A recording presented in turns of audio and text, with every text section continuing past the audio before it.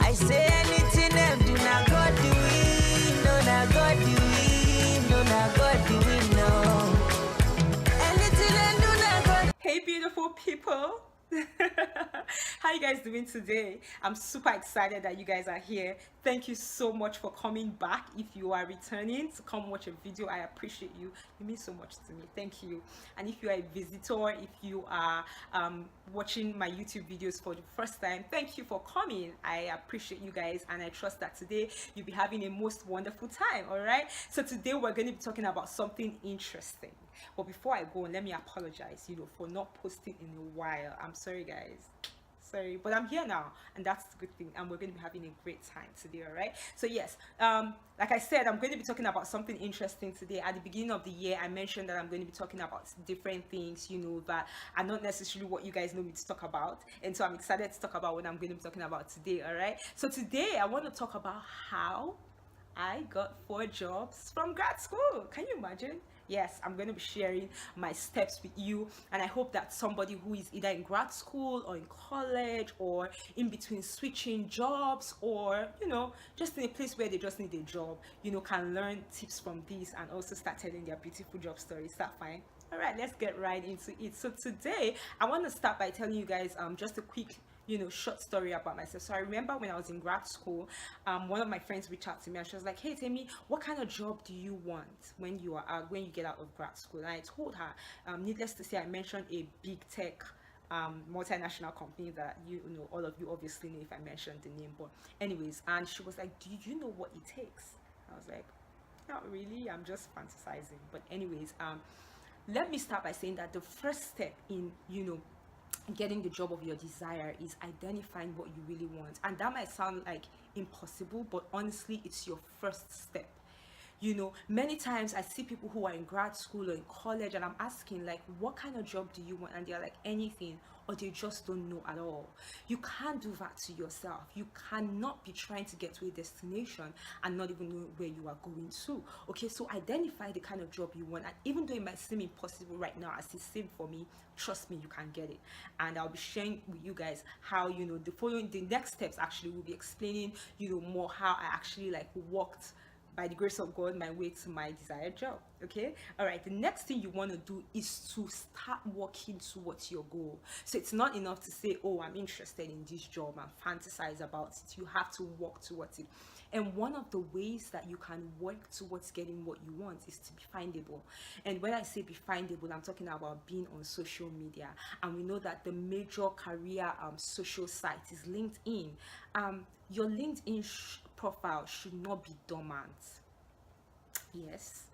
Now you need to go clean up your LinkedIn profile, because let me tell you what recruiters do. When recruiters are looking for people, sometimes they go on, for the most part actually, they go on LinkedIn, search a keyword, and everyone's resume that comes with that keyword, they start to send them messages for for interview opportunities. So you don't want to leave your LinkedIn profile fallow. Okay, make sure that it's active with everything that you have done or you are doing, so you can be recognized, you can be found. Okay, another thing that I would like to highlight is that make sure your profile picture is nice and tight. I've had a lot of recruiters talk about profile pictures being a major their major contact with you, and it goes a long way to determining whether they would request you to come for an interview or not. Don't go and snap one selfie in the bathroom and then put it as your LinkedIn profile. Don't do it. All right, make sure you get a tight and clean picture, that when you put it on your LinkedIn profile like this, they will know that this one is ready to work. Okay, anyways, yeah, you guys got it. All right, now the next thing that I'd like to say about your job search is to make sure that your job search is deliberate.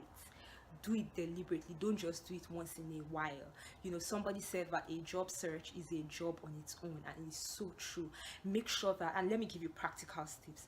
Allocate time in a week or in a day where you apply to different job positions. There was a day I sat down and I applied to over 80 job positions, and I got an interview. It's almost impossible for you to apply to all of these companies and not, it's just like you're throwing ball into the basketball net or whatever. At least, no matter how bad you are, at least one will enter. Some people might might not agree with that, but anyway, you guys get what I'm saying. Okay, now make sure that you are deliberate about your job search. The second thing is start early. Don't wait till you are trying to graduate and then you're like, no, don't do that. Start your job search early so that you can make your mistakes early. Okay, when I started doing interviews, my interviews were not going smooth at all. Like, I'll literally come out of interviews and just know the outcome.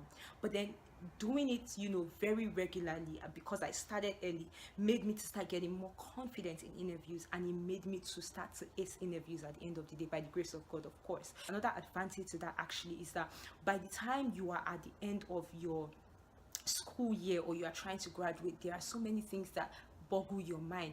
You are pressured with your paper or your project or things like that, and it's hard to mingle that with a job search. It's hard to do a job search while trying to get all your final papers out. So you want to be at a place where you are at rest. The other thing that I want to highlight, I was a victim of this: complete your application. See, no matter how well your resume is, if you do not complete your application, it's not going anywhere.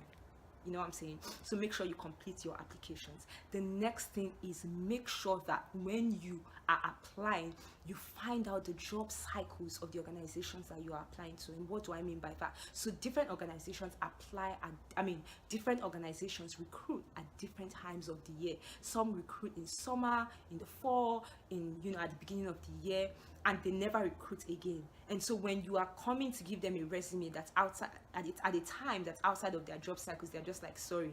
So you want to find out what their job cycles are, so that when they are actually recruiting, you can slot your resume at that time. Okay, all right.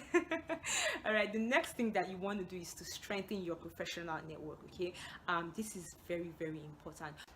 One of the things that your professional network can help you to do is that it can help you get referrals. It is known that most of the jobs that are gotten these days are through referrals. And another thing is you can also get career advice. So maybe you are trying to hop on a job, people can advise you, is this the path you should take or not?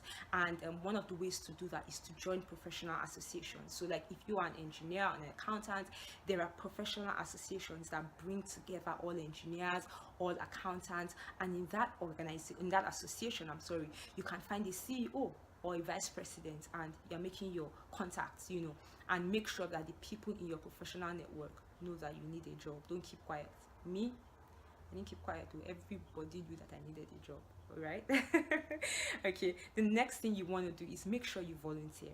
A lot of us want paid jobs at first, but sometimes when you're still like fresh out of college, or you are still in college, or maybe fresh out of grad school, sometimes people don't necessarily trust you. They don't trust your skills. But one way that you can put yourself in the water, like one way that you can put your feet forward basically, is to volunteer.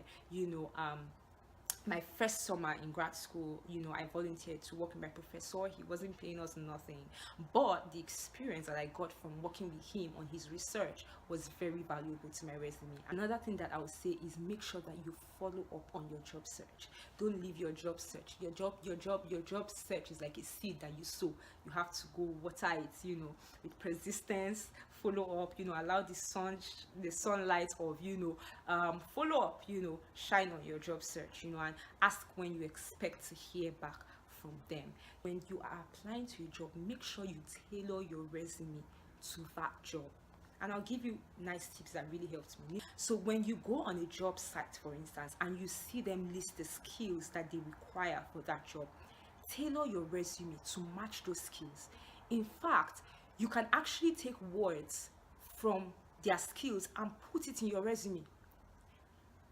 Don't use your own words, use their words, because everybody's just looking for a keyword. See, people, all of these, especially big organizations, they have millions of resumes. Yes, multinationals, they have millions of resumes that come into them on a daily basis. So they don't go through every resume, they just look for keywords. So if your resume has the keyword you're looking for, you are one of the people that they will invite for an interview, and that's your first step. So let's say, for instance, you see a word that they use on their job site, that's a synonym to the one you are using in your resume. Cancel the one on your resume and use their own.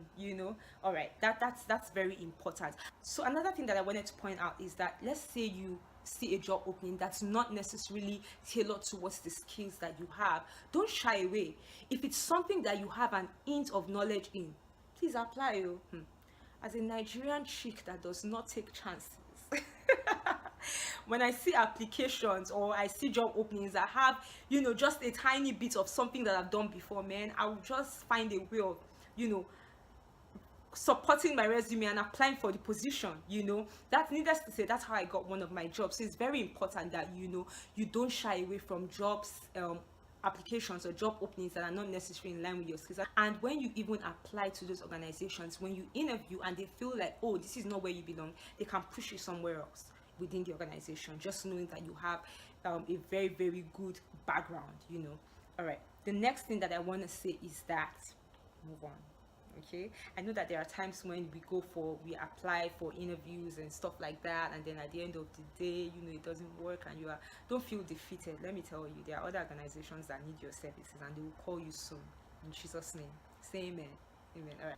All right, the final thing is beware of job scams.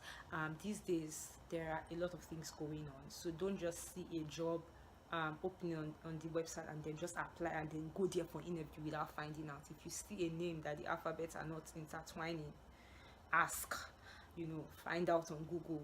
People will probably review it, you know, to give you information about something that might be fishy. Thank you so much for joining. I appreciate you guys so much. I love you, and I hope that you'll be telling your job stories very soon.